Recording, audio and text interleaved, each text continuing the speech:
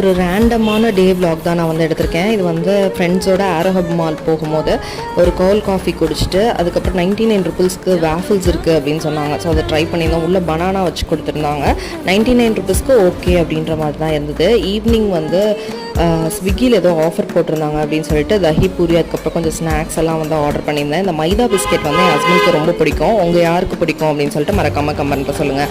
And என்னோடய favourite சாட்னு பார்த்தீங்கன்னா அது வந்து தஹி பூரி தான்.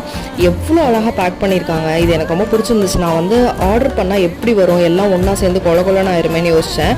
பட் மேலே வந்து இந்த மாதிரி ஒரு பார்ட்டிஷன் கொடுத்து அது மேலே தஹியும் அந்த இதெல்லாம் கொடுத்துருந்தாங்க. அண்ட் கீழே வந்து பார்த்திங்கன்னா அந்த பூரி கொடுத்துருந்தாங்க. இது வந்து ஒரு நல்ல ஐடியாவாக எனக்கு வந்து ஃபீல் ஆச்சு. அண்ட் இந்த பாக்ஸுமே வந்து நம்ம ஏதாவது போட்டு வச்சுக்க யூஸ் ஆகுன்ற மாதிரி இருந்தது.